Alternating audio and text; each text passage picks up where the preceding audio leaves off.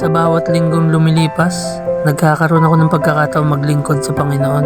Sa bawat kuha ng larawan, nadarama ko ang presensya ng Diyos na nagbibigay inspirasyon sa akin upang ipakita ang kanyang mga magagandang gawa.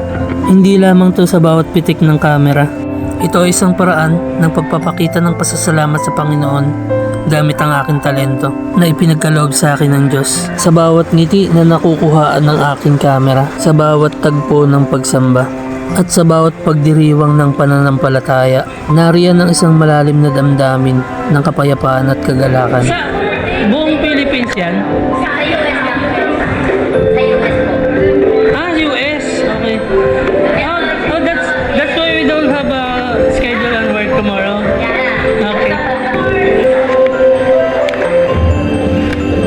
1, 2. Okay, thank you. Tomorrow's extension or Wait, my nose is bleeding.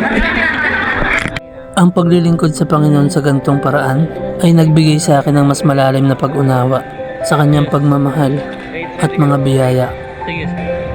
Nakakatuwang isipin na ang mga larawang aking nakukuha ay maaaring magbigay ng inspirasyon at magdala ng kakaibang kaligayahan sa ibang tao na magpapaalala sa kanila ng kadakilaan ng Diyos. Ito ay isang paalala na ang bawat talentong ipinagkaloob sa atin ay maaaring magamit upang magbigay puri sa Kanya.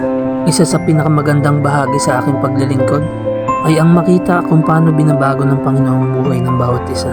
Ramdam ko ang Kanyang presensya at pagpapala sa bawat isa. Sa kabila ng aking kahinaan at kalungkutan, patuloy akong ginagamit ng Diyos upang maglingkod dahil sa Kanyang kapatawaran sa aking mga maling nagawa. Siya ang nagbibigay sa akin ng lakas upang magpatuloy at sa kanyang mga gabay, ramdam ko ang kanyang presensya at ako'y hindi niya pinapabayaan. Hindi laging madali ang paglilingkod. May mga pagkakataong nakakaramdam din tayo ng pagod. Kung minsan naman, may mga technical na problema na kailangan kaharapin.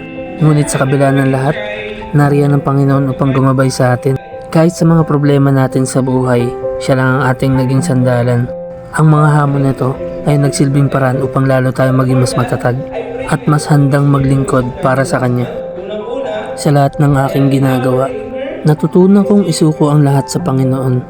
Ang bawat plano, bawat hakbang, at mga larawan, alam kong Siya ang nagbibigay sa akin ng lakas at pagkakataon.